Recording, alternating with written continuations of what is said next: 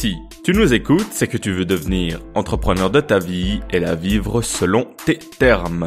Avec Entrepreneur, Marc et moi-même avons pour mission d'étudier, documenter et partager les principes du succès entrepreneurial et de la haute performance. Nous t'envoyons d'ailleurs notre meilleur value dans son format le plus dense, directement dans ta boîte mail, pour qu'on puisse ensemble rester performant par habitude et réussir par principe. Il te suffit d'aller sur notre site entrepreneur.com et de scroller jusqu'en bas de la page ou cliquer directement sur l'onglet « Recevoir la value ».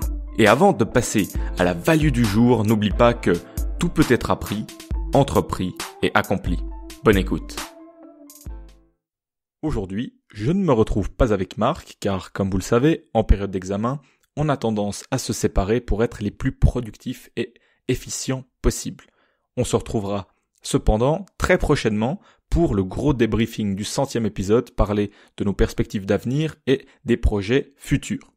Sans plus attendre, parlons du sujet du jour que vous aurez pu certainement constater dans le titre, l'efficience ou la loi de Pareto, le 80-20, le 80-20, tout ça, on va pouvoir en discuter. Mais avant, je voulais parler de mon intention avec ce podcast et c'est un peu, finalement, un podcast à moi-même, puisque quand j'enregistre ce podcast, je suis en pleine révision et ça fait à peu près un mois que je lutte contre, finalement, les rendements dégressifs, c'est-à-dire que plus je mets d'efforts dans les révisions et moins j'en retire quelque chose. Donc les rendements sont complètement dégressifs, plus on met d'heures de travail, plus on met de concentration et moins pour chaque unité de travail, chaque unité de concentration, on en retire finalement. Donc mon but avec cet épisode, c'est d'enfin pouvoir parler de ce concept qui nous est cher, c'est le concept de Pareto, la loi de Pareto comme elle est appelée, ou la règle de Pareto, 80-20 en anglais, ou 80-20 en français, ou 80-20 en français, suisse, peu importe. Et cette loi a la simple, finalement, constatation que 80%, 80% des résultats ou des conséquences viennent de 20% des causes. Et ça peut être généralisé plus globalement parce que l'économiste Vilfredo Pareto, il avait fait cette première observation en analysant la propriété des territoires ou des surfaces de terrain en Italie. Et il constatait systématiquement que dans chaque région, à peu près 80% des terres étaient détenues par 20% des individus. Et maintenant, ça fait plus d'un siècle que cette loi a été formulée la première fois. Ça reste une observation plus qu'une loi scientifique, mais de manière empirique, ça se constate et ça se vérifie dans beaucoup de domaines, à tel point que ça a été généralisé, beaucoup de livres ont été écrits à ce sujet. D'ailleurs, je profite pour partager 2-3 livres qu'on a lus sur le sujet, le premier étant, on va dire, le livre le plus commun, généralement disponible en français, qui s'appelle Le Principe 80-20 de Richard Koch, disponible facilement. L'autre livre que j'avais lu dans un contexte un petit peu plus business marketing, il a été écrit par Perry Marshall, et je ne sais pas s'il est disponible en français, mais en anglais c'est 80-20, donc 80-20, Sales and Marketing, donc la vente et le marketing.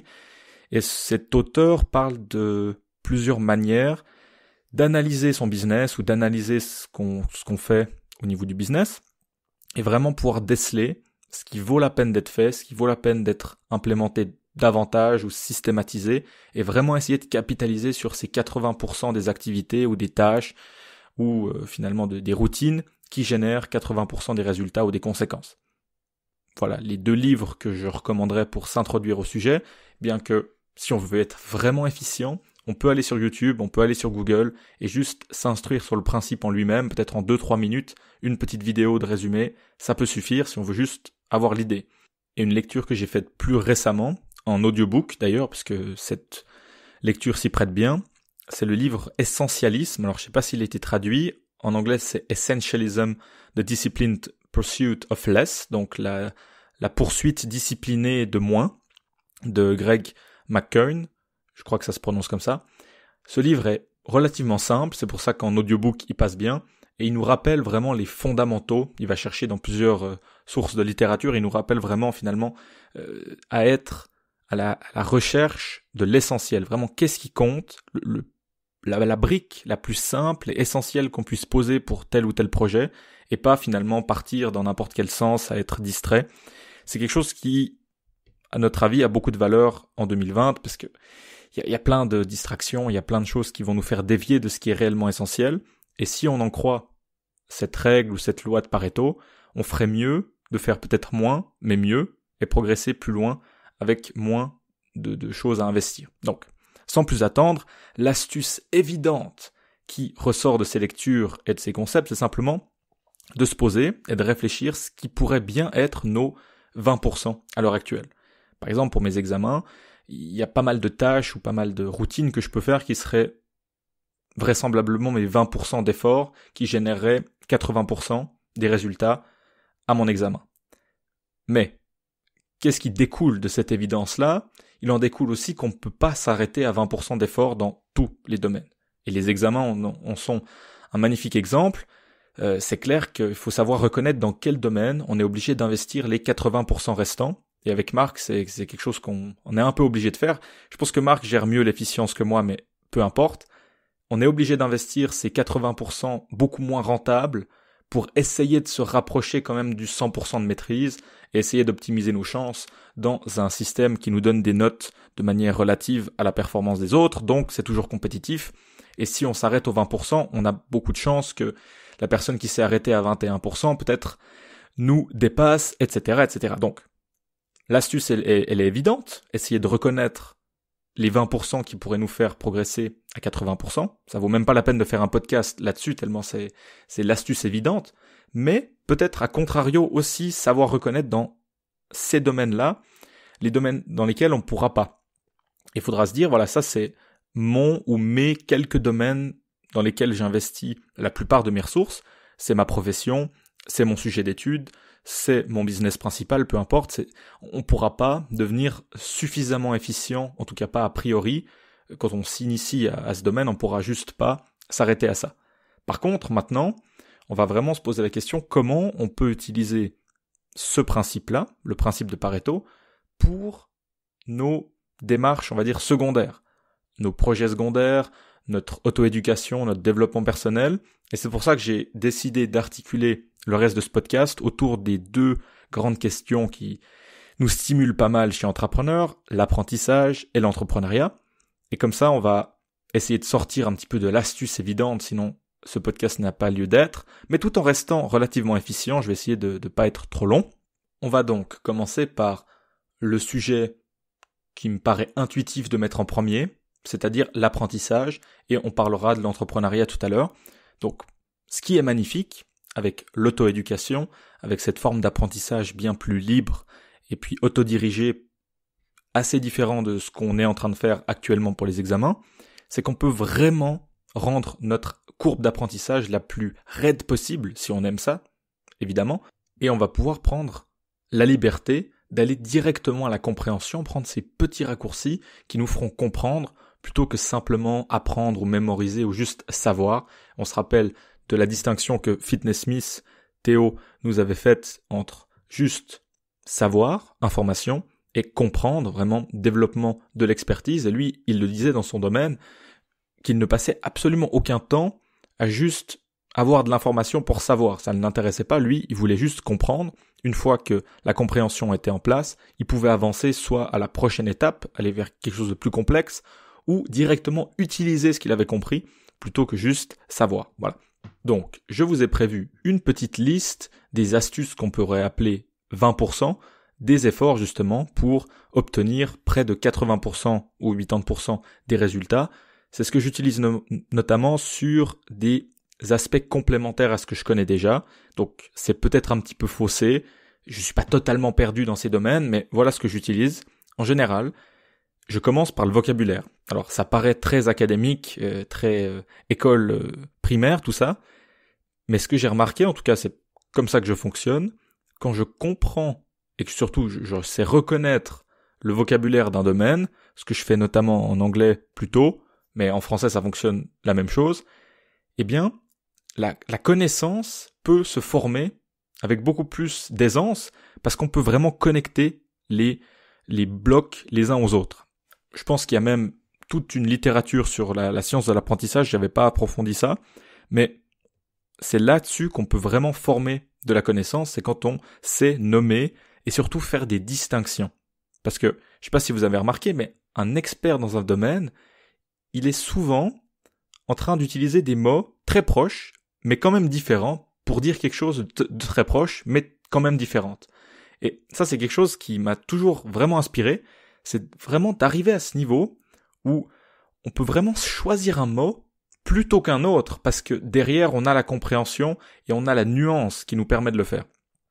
Et je sais pas si j'ai un type d'apprentissage particulièrement axé sur les mots, peut-être, peut-être pas, mais je trouve que bien comprendre et avoir cette fondation solide du vocabulaire, notamment si on veut s'intéresser à la finance par exemple ou à la nutrition, deux domaines dans lesquels j'ai quand même investigué un petit peu, la nutrition beaucoup plus que la finance, donc ce serait intéressant de discuter des distinctions, mais une fois qu'on a tout ce vocabulaire qui se relie finalement à tous ces autres sujets qui supportent le sujet en lui-même, on commence à y voir clair. Et quand on a ce vocabulaire, ça nous permet également de se connecter à des gens qui sont bien plus avancés dans le domaine et de parler pas forcément d'égal à égal, mais au moins de se faire un petit peu respecter ou reconnaître comme « Ah tiens, c'est clair qu'on est au début de sa courbe d'apprentissage dans ce domaine, mais au moins il a fait l'effort de s'instruire et de s'introduire.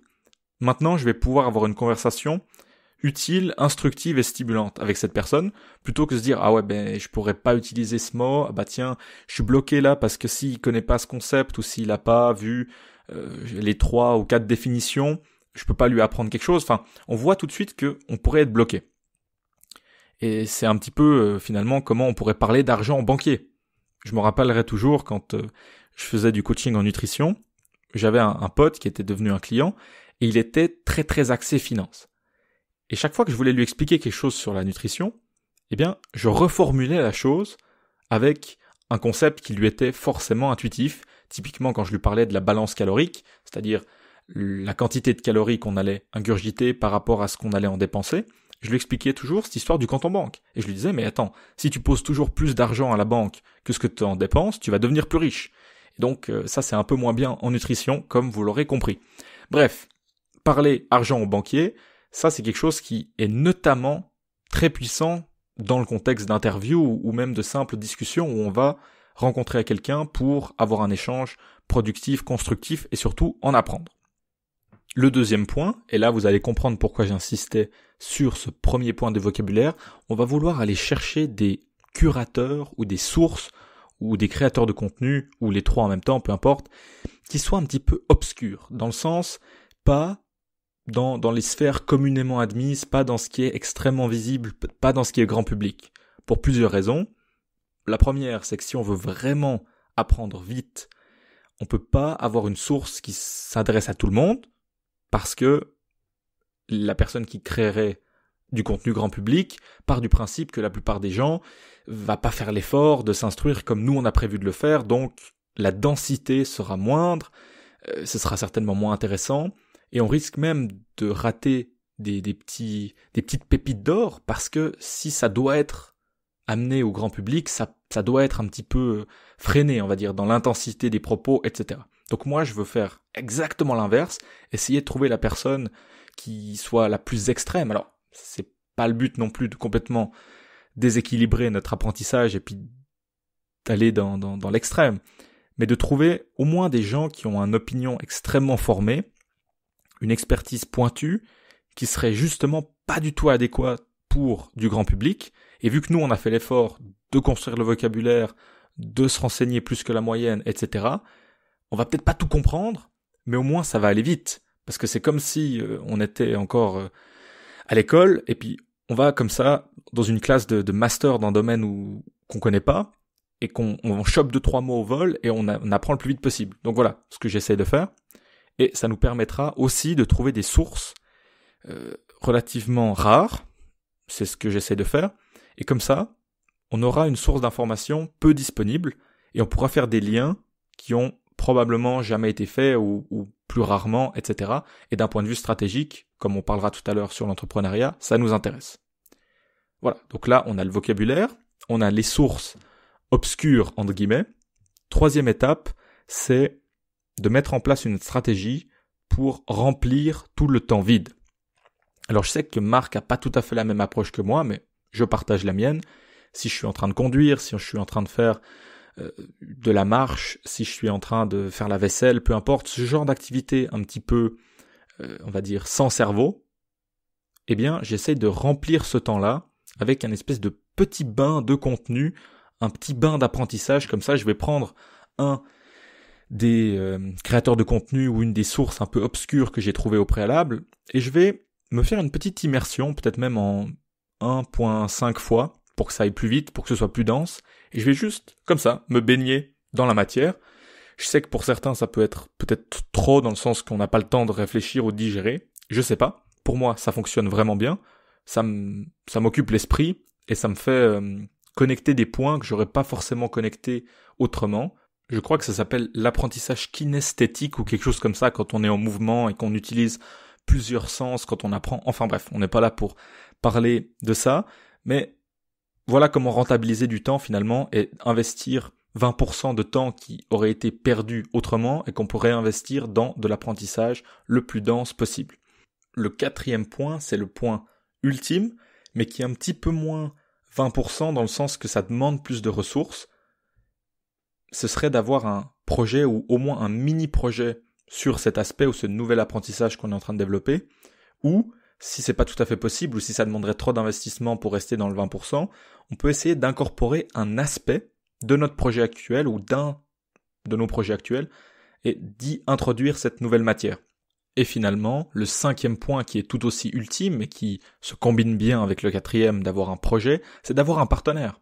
Avoir quelqu'un qui compte sur nous pour développer cette compétence. Je pense que avec Marc, on le fait intuitivement, implicitement même parfois. Quand on a quelque chose en commun sur lequel on progresse, on s'envoie des ressources et on se challenge indirectement parce que si un de nous deux progresse plus vite que l'autre, eh bien l'autre il doit un peu le rattraper et celui qui se fait rattraper il veut accélérer. Enfin bref, c'est plutôt un cercle vertueux, j'aurais tendance à dire. Donc voilà, les 5 points que je voulais partager sur toutes ces astuces 20% qui peuvent rapidement nous rapporter gros dans notre apprentissage. Je les rappelle, se pencher sur le vocabulaire, essayer de devenir finalement un expert avant l'heure, juste d'avoir les briques en place pour pouvoir vraiment construire de la connaissance.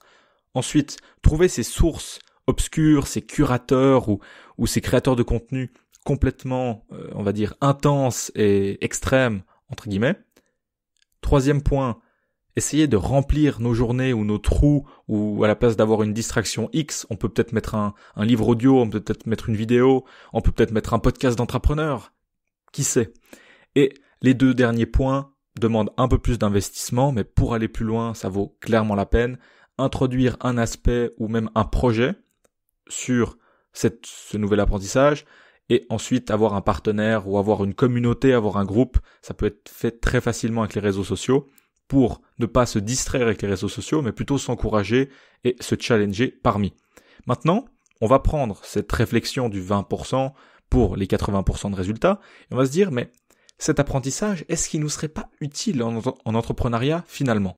Et ça, c'est une grande question sur laquelle on aime bien réfléchir avec Marc, parce que d'un côté, on adorerait devenir des espèces de moines sur une discipline et faire que ça toute notre vie, et de devenir un petit peu des maîtres, comme le grand livre de Robert Greene, Mastery, qui est très inspirant. Mais on reconnaît aussi les limitations de cette approche dans un monde qui évolue tellement vite que si on n'a pas un profil développé de manière assez holistique, on risque de juste complètement rater certains développements et de juste plus être à la page. Donc, on n'a pas la réponse, mais je pense que c'est une bonne question à se poser peut-être fréquemment, de se dire, ok, il y a ce projet ou cette discipline ou ces 3-4 aspects dans lesquels je vais investir 80%. Maintenant, quels sont mes 20%? Quels sont ces aspects complémentaires? Quels sont ces aspects de synergie que je peux ajouter? Et c'est là que je pense que ça devient intéressant en entrepreneuriat, parce qu'évidemment, il y aura toujours des gens qui auront un profil extrêmement pointu. On peut penser finalement aux ingénieurs ou aux pilotes d'avion. Eux, ils n'ont pas trop le choix que de devenir vraiment des experts le plus proche possible de 100% dans leur domaine et donc sacrifier la plupart de leurs investissements dans d'autres petits domaines. Et on est très content que l'ingénieur et que le pilote aient un petit peu investi leur vie dans leur domaine. Mais pour un entrepreneur, la question peut se poser. Est-ce que est-ce qu'on a vraiment quelque chose à gagner entre le 85e ou le 85e % et le 87e % d'une discipline, ou est-ce qu'on pourrait aller choper un petit 20% dans une autre discipline qui serait finalement complémentaire? Il y a 2 épisodes, on a parlé de l'avantage compétitif, qui était en partie constitué de l'avantage comparatif, et je pense que ça peut vraiment entrer dans cette réflexion, de se dire que si on a une compréhension, pas forcément extrêmement pointue, mais à 80% finalement, donc on a investi 20%, et on est, entre guillemets, 80% expert dans un domaine, ce qui serait par rapport à la moyenne des gens, évidemment qu'on ne sera pas à 80% de celui qui a dévoué toute sa vie à le faire, mais sur la moyenne des gens, ça peut facilement être faisable, à mon avis, d'être dans le percentile 80 ou 80e percentile, je crois que ça se formule comme ça en français, et être vraiment cette personne qui n'y a pas accordé beaucoup de temps, mais comprend les concepts, peut relier plusieurs points, pourrait même lancer un projet dans 2 disciplines complémentaires et finalement faire une espèce d'arbitrage, parce que si le profil qui maîtrise ces 2 aspects n'est pas disponible sur le marché et que nous on lance quelque chose, ça peut devenir extrêmement intéressant. On va prendre quelques exemples tout à l'heure. Et donc, le premier point que je voulais mentionner en entrepreneuriat, c'est qu'on entend toujours parler de générer des idées. Voilà, il faut qu'on ait des idées ingénieuses, il faut qu'on se différencie par rapport à ça. Alors il y a tout un débat qui dit c'est les idées qui comptent, d'autres qui diront non, c'est l'exécution de l'idée qui compte, peu importe. Mais ce qui est sûr, c'est que si on a développé pas mal de petits aspects complémentaires, la qualité et la diversité de nos idées devraient être bien plus grandes. C'est-à-dire que, pour ma part, j'ai passé 3-4 ans à vraiment me concentrer sur la nutrition. J'ai fait une formation certifiée, etc., à côté de mes études, donc c'était pas mon champ numéro 1, mais ça a été un plus que 20%, on va dire, d'investissement. Et là, maintenant, pour le reste de ma vie, je serai dans les 80 ou 90% des gens en termes de connaissances sur ce domaine. Et toute ma vie, je vais pouvoir me balader avec cette mallette pleine de connaissances. Je me rappelle de la plupart des valeurs nutritives. Je peux sortir pas mal de valeurs comme ça, de macronutriments, voire même peut-être un petit peu de micronutriments comme ça à l'appel de mémoire.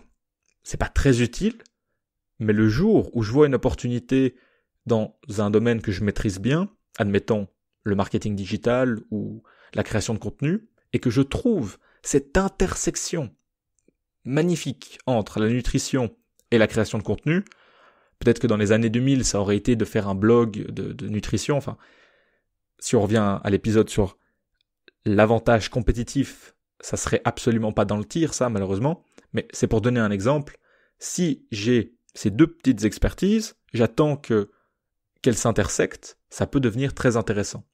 Et tant que j'ai pas forcément cette intersection magique, peut-être que je peux ajouter une 3e petite expertise, qui serait, admettons, le business, mes études actuelles. Et là, si il y a une intersection entre le business, la gestion d'entreprise, la nutrition et le marketing digital ou le e-commerce, et là, ça peut devenir encore plus intéressant. Parce que non seulement mon profil se raréfie, donc la compétition potentielle se raréfie parce que je suis un des seuls qui aurait ces 3 aspects en commun, et en plus, l'idée serait généralement moins facilement exécutée par les autres parce qu'ils devraient combiner plusieurs profils pour y arriver. Vous avez évidemment compris l'idée, c'était déjà évoqué dans notre dernier podcast sur l'avantage compétitif, mais cet apprentissage accéléré ou cet apprentissage Pareto efficient nous permet de construire ce profil d'entrepreneur hautement polyvalent, et normalement on devrait être en mesure de trouver plus d'opportunités et de meilleure qualité grâce à ça. Et une fois que l'idée ou le business model est en place, et donc on a cette espèce de barrière, cette muraille qui protège notre idée ou notre business comme on en discutait l'autre fois, le principe de Pareto n'a pas fini de nous servir. Parce que si on veut, par exemple, engager un développeur pour faire un peu de développement web pour notre business, etc., si on avait déjà investi un petit 20% par-ci par-là de petites compréhensions basiques de web development, comment ça fonctionne, etc., on serait probablement pas en mesure de faire le code nous-mêmes, mais on serait en bien meilleure posture pour trouver la bonne personne, estimer les compétences de la personne, estimer si l'offre qu'elle nous propose nous paraît, on va dire, correcte ou si c'est beaucoup trop cher, etc. Donc, je pense que dans tous les cas de figure, l'entrepreneur a un avantage énorme d'être une machine à apprendre et pas forcément à apprendre comme un professeur d'université qui deviendra un expert dans son sujet, mais plus apprendre en 20% comme on l'a évoqué. Ensuite, si le business se développe, etc., je pense que le principe de Pareto devient d'autant plus important puisqu'à ce moment-là, il y aura toute la contrainte de gestion du temps, de management, etc. Et finalement, si ça se développe à grande échelle, on n'aura plus qu'une petite fraction de notre temps à accorder à chaque division, à chaque projet, etc. Donc, le principe de Pareto deviendra même vital. On est à 25 minutes, plutôt efficient comme podcast, je suis assez content de mon timing. Je peux quand même résumer mes quelques points sur l'entrepreneuriat. Pourquoi, selon moi, cette forme d'apprentissage à 20%, pour la nommer comme ça, me paraît vraiment intéressante? Eh bien, tout simplement parce que c'est comme ça qu'on va pouvoir diversifier un profil, se rendre plus rare, se rendre plus compétitif, moins facile à attaquer ou à reproduire. Ensuite, on aura probablement un avantage pour faire un petit peu de management ou de gestion de projet, parce qu'on saura reconnaître les compétences, évaluer les compétences, trouver les bonnes compétences, etc. Et au final, on saura juste mieux coordonner des projets si on sait gérer les activités qui génèrent la majorité des résultats. Avant qu'on se quitte, on peut aussi parler de systématisation finalement, parce que je suis parti du principe qu'une fois que les 20% étaient investis, on était à 80% du percentile des gens qui s'y connaissaient dans ce domaine, etc., ce qui est relativement vrai, en général. Mais il y a quand même un petit travail à faire au niveau de la routine, ou au niveau de l'habitude, pour rester dans ce top, si on ose l'appeler comme ça, top 80%, ou le percentile 80%, des gens qui pourraient s'initier à ce domaine. Donc, évidemment, qu'on continue la lecture, qu'on mette en place des routines, qu'on automatise, qu'on systématise. Je parlais de mon expérience en nutrition, c'est vrai que tous les jours je mange, tous les jours je pense consciemment ou même plutôt en grande partie inconsciemment à ce qu'il pourrait y avoir dans tel ou tel ingrédient, pourquoi ces deux ingrédients vont ensemble, pourquoi je combine mon assiette comme ça en termes de macronutriments, etc. En fait, ça devient complètement inconscient parce qu'on n'a pas forcément besoin d'aller chercher plus loin, pas forcément essayer de progresser constamment, on a simplement automatisé la chose et avec quelques rituels, avec quelques habitudes qui systématise, routinise comme ça, on peut continuer. Donc la dernière question pour ce podcast, ce serait de trouver ce sur quoi on va se former de manière Pareto. On vient d'inventer une nouvelle forme d'apprentissage en direct, c'est magnifique, mais surtout se demander comment on va le combiner avec ce qu'on maîtrise déjà et comment on va le systématiser, l'automatiser par un petit ensemble d'habitudes, de rituels ou de petits bains dans du contenu, comme j'aime bien l'appeler. Sur ce, je vais retourner sur les 80% d'efforts qui ne me donneront que 20% des résultats à l'examen et on se retrouvera très prochainement pour bientôt le 100e épisode avec Marc. Voilà la fin de l'épisode, on espère qu'il t'aura plu. Si c'est le cas, n'hésite pas à nous mettre un petit commentaire sur iTunes ou autre part, c'est ce qui nous aide le plus, c'est ce qui nous fait le plus plaisir. Autrement, on est toujours très heureux d'entendre tes retours et tes conseils, donc n'hésite pas à nous contacter sur les réseaux sociaux par message ou autre part. On a aussi une liste d'emails à laquelle on envoie de la value régulière, que ce soit des recommandations de livres, des bonus, des opinions, des articles, n'importe quoi. Donc n'hésite pas, pour ne rien louper de tout ça, à t'inscrire sur notre liste d'emails sur notre site, donc entrepreneur.com, pour être sûr de recevoir toute la value. Et sinon, on se retrouve dimanche prochain pour un prochain podcast. À dimanche prochain!